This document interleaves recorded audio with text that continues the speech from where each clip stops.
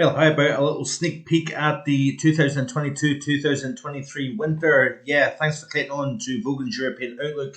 It is Sunday, it is the 27th of November, and I am hopeful that the winter forecast will be released possibly as early as tomorrow. It just depends on whether I can collate all the information that I need.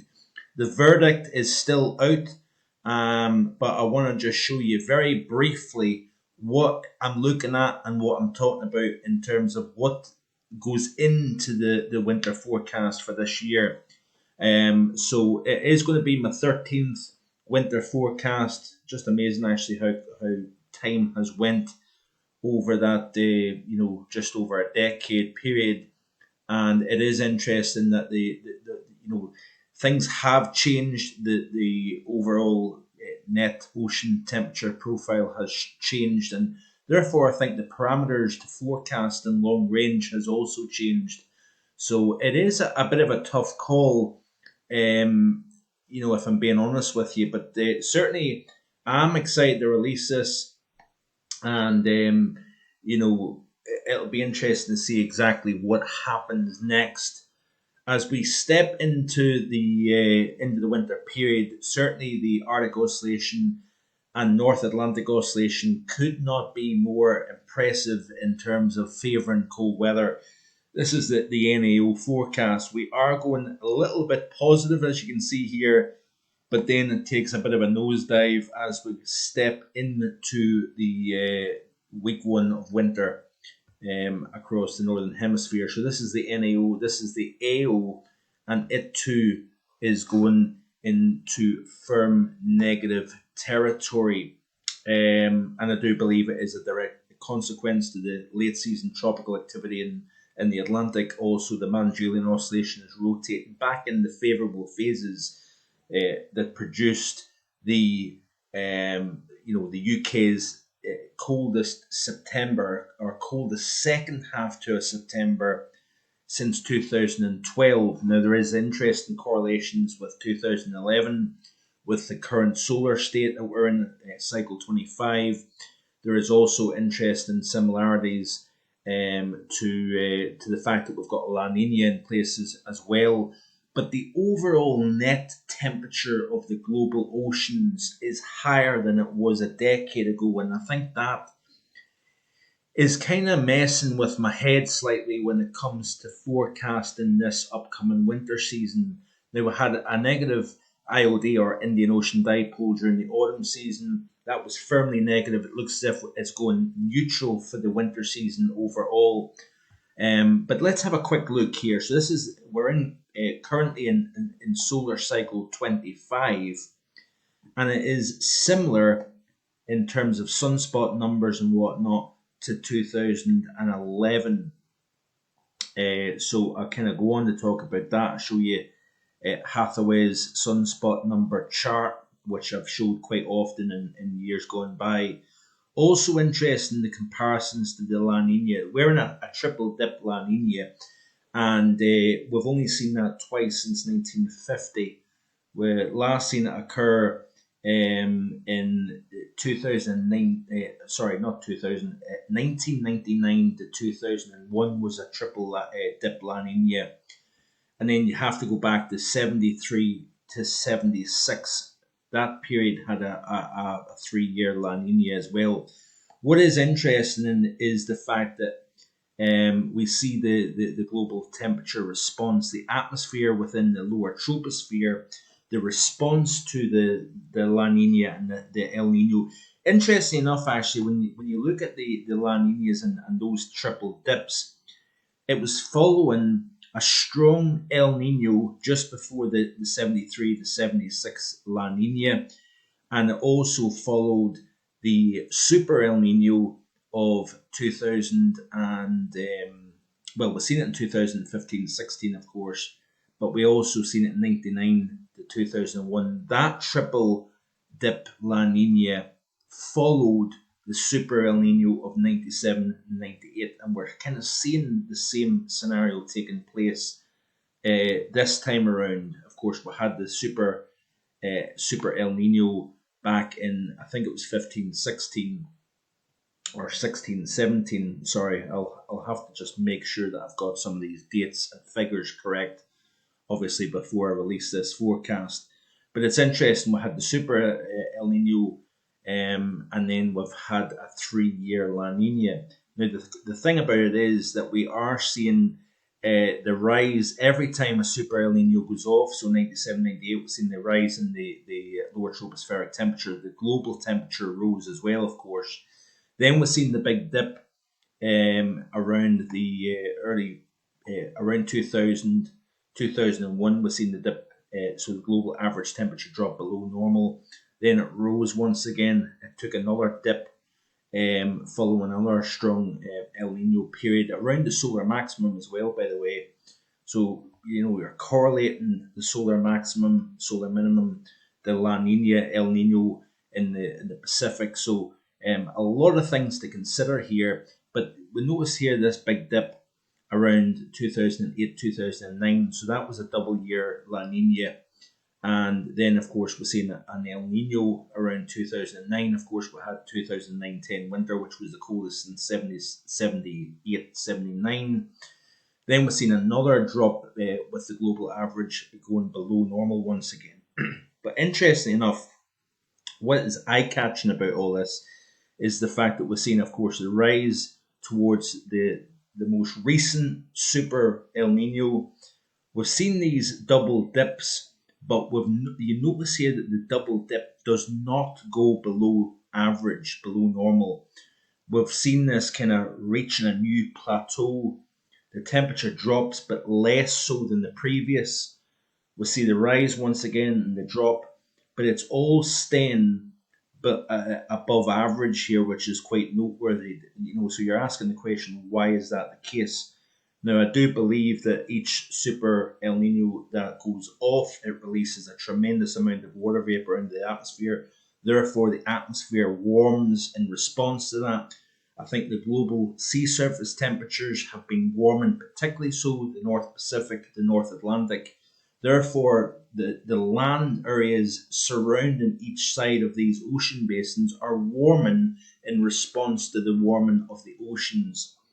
So I made the statement in the video yesterday that I believe it's becoming harder to get a prolonged 90-day period, i.e. a winter from the 1st of December right through the 20th of February, getting that long 3-month period below average. And I believe anyway, that it's strongly linked to the warming of the northern ocean basins that is keeping the temperature up.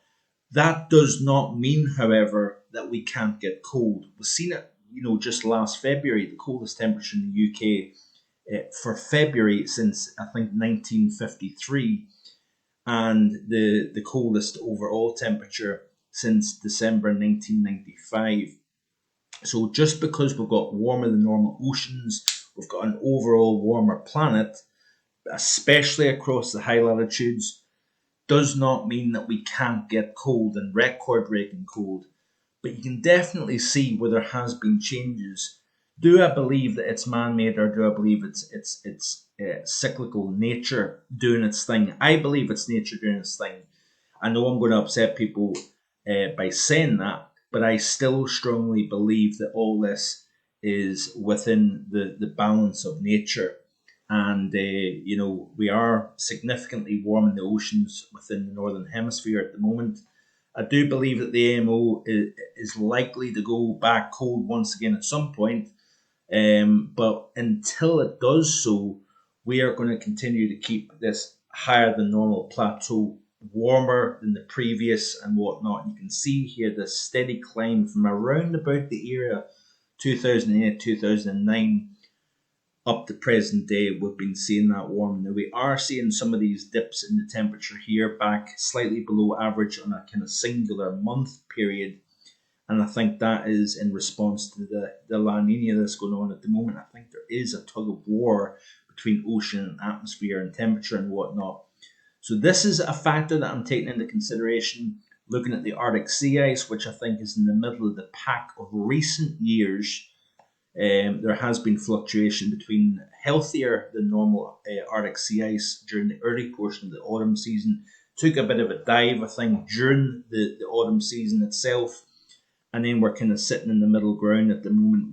We're still, of course, well below average, which is this kind of grey line at the top. And I do believe that the reason why that is the case is because we're seeing the significant warming within the Pacific, the Atlantic, transferring heat into the Arctic region, and so on and so forth. Northern Hemisphere snow cover, by the way, went healthy to start with, then it really dropped off a cliff for a period of time. Now we're actually back above average across the Northern Hemisphere for snow cover. What does that mean? It means that we're seeing the greater increase of reflective snow cover. That is, of course, allowing incoming solar radiation to bounce back off the snow cover and allow the temperature to cool within the atmosphere. We're going to see the cold becoming stronger, more expansive. So I think we're in a fairly healthy state at the moment when it comes to Northern Hemisphere snow cover here. We are above average. Like I said, the negative IOD is going neutral for the winter season overall.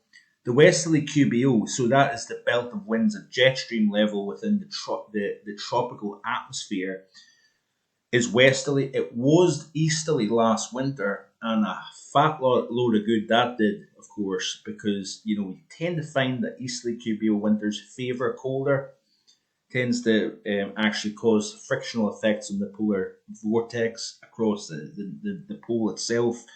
That tends to, in turn, weaken the polar jet stream that circles the northern hemisphere, of course, separating cold and warm. Easterly QBO winters, but a strong east QBO can actually be the opposite effect. So westerly QBO doesn't tend to be as favourable, tends to favour stronger polar vortexes, stronger jet streams within the mid latitudes, and milder conditions. But that being said, folks, we've seen West QBO winters before that have produced quite a lot of cold and snow and whatnot. And of course, we've seen easterly QBO winters which have not produced a lot of cold and snow. So it's hard to kind of go by that and kind of make a definite call. I'll go on to explain quite a lot about the Mann-Julian Oscillation, the late season tropical activity. I do believe that during July and August we're seeing a drop off in activity, a lot of heat stacked up within the higher latitudes. So therefore there was not really any reason for nature to take heat from the tropics and distribute it northwards, because there was a lot of heat already within the northern hemisphere. So nature doing its thing. The reason why we get tropical activity is because it's nature's way of taking heat away from the tropics and pushing it towards the pole. But if you've got a lot of heat across the northern hemisphere, then there's not as much reason to have tropical activity within the low latitudes at the moment here. So that is a fairly quick and dirty explanation as to why I think the tropics were quiet during the heart of the season. Then there was an uptick. We then started to change the pressure balance within the mid latitudes versus the low latitudes, and then we started to see the tropics become alive. We started to see transfer of heat towards the pole. That then led to high latitude blocking. We had the second coldest September since 2012 and whatnot, and it's happening again. We've seen the Mann-Julian Oscillation becoming more favourable in September, delivered that type of pattern. We're seeing it taking place again. And of course, we're now in the winter season, or approaching the winter season. The parameters are different. We've got more snow on the ground. We've got a stronger polar vortex and whatnot. So it's going to get interesting, I think, in terms of the Mann-Julian Oscillation becoming favourable. And we'll keep an eye on that. I'm starting to run slightly out of time here. The Arctic Oscillation, North Atlantic Oscillation going negative, of course. The MJO rotating through 7 into 8. That's favourable for cold as well and high latitude blocking. Sudden stratospheric warming potential. Well, I will release the winter forecast and you can read it for yourself. I will talk more about that in the next few days here, but it's certainly all very interesting indeed. So keep it right here on my YouTube channel. I appreciate you watching. Please like, please share with your friends and family, And if you haven't already done so, hit that subscribe button. Thanks for watching. Bye for now.